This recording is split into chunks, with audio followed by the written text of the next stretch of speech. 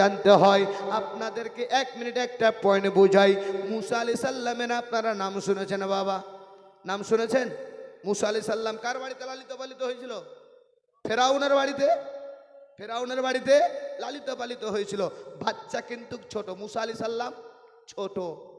আমাদের দেশে যারা আপনারা রয়েছেন, যাদের নানু হবে, দাদু হবে, ওই পোতাকে নিয়ে, নাতিকে নিয়ে আদর করেন, করেন না বাপ? আদর করেন। আদর করে বলি, এ আমার নানু, এ আমার দাদু। ওই পোতাটা, ওই নাতিটা আদর করতে করতে কারো কারো দাড়ি নাড়ে, সময় সময় একটা চড়ো মারে। মারে না বাপ? একটা চড়ো মারে। তো আমাদের ওই চোরটা লাগে না। আসিয়া বলছে ফেরাউনকে ডাক দিয়ে, স্বামী বলে কি হলো? বাচ্চাটাকে একটু কোলে নাও। যেমনই ফেরাউনের কোলে মুসা আলাইহিস সালামকে দিয়েছে, আল্লাহ বলে, মুসা তোকে চান্স দিয়ে দিলাম, মার এক চড়। কাকে?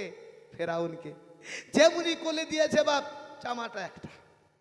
যেমনই আপনার ফেরাউনের গালে একটা চড় মেরেছে। ফেরাউন বলছে, আসিয়া রে। বলে কি হলো? বলে ধর ধর ধর। বলে কেন, কি ধরবো? বলে এই আমার গালে চড় মেরেছে।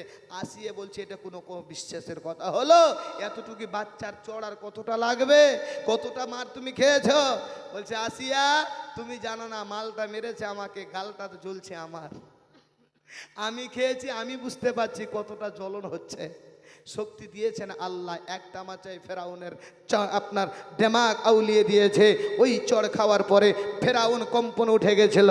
ফেরাউন বলছে, আসিয়া রে, আমি বুঝে নিয়েছি এই পাওয়ারটা কত বড় রয়েছে, তবে তুই বাচ্চাকে কোলে নে আর এখান থেকে ভাগ। অনুরূপভাবে আকা মুস্তাফা সাল্লাল্লাহু তাআলা আলাইহি ওয়াসাল্লাম বলতেছেন, চাচা একটু সবুর করেন। আলামে আরোহাতে চারটে নূর দেখেছি।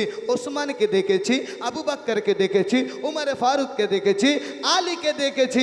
যেই বাচ্চা সাপকে দ্বিখণ্ড করতে পারে, ওই বাচ্চাটা আবু জেহেলের ঘাটটাও বেঁকা করতে পারে। যেমনই তুলক দেওয়ার জন্য লাত, মানত, হাবলুজ্জার পদধূলি নিয়ে এসে মিশ্রণ করে লাগাতে যাবে, যেমনই বাবা মাথা হালিয়েছে।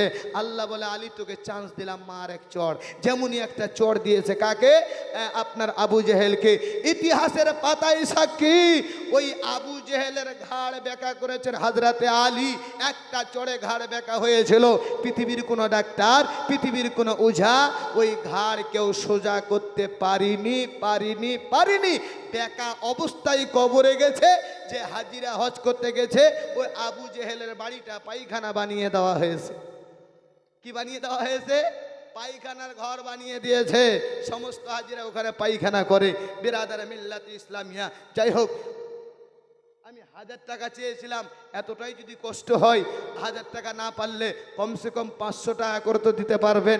500 টাকা করে যদি আমার 4টে কলম আসে বা 5টা কলম আসে, যদি আপনাদের পকেটে থাকে, তবে আজকে এতটা দানের কথা কোনো জায়গায় বলিনি বা বলতে হয় না। তবে আজকে কুরআন তোলাতে আমি বুঝতে পারছি, হয়তো আপনাদের মন হয়তো খারাপ আছে। তবে মুসলমান, যেই রসুলুল্লাহর প্রেমে আমি আপনার কাছে বলছিলাম, যে রসুলুল্লাহর মোহাব্বত নিয়ে আপনি বসেছেন, আমি বসেছি, ওই রসুলের মোহাব্বত তখনই আদায় হবে জব কুছ পানা হ্যায় তো কুছ খোনা হ্যায়। কিছু পেতে গেলে কিছু আমাকে দিতে হবে। তবে নবীর ঘরে দেওয়ার জন্য, মাশাআল্লাহ, কি নাম ভাই?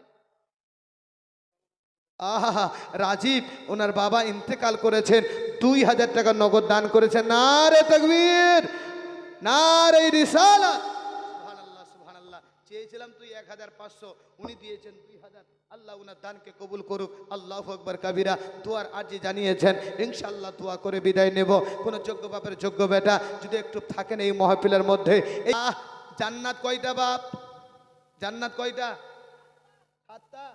কোন মুফতি বলছিল রে জান্নাত 7টা? কে বলছিল?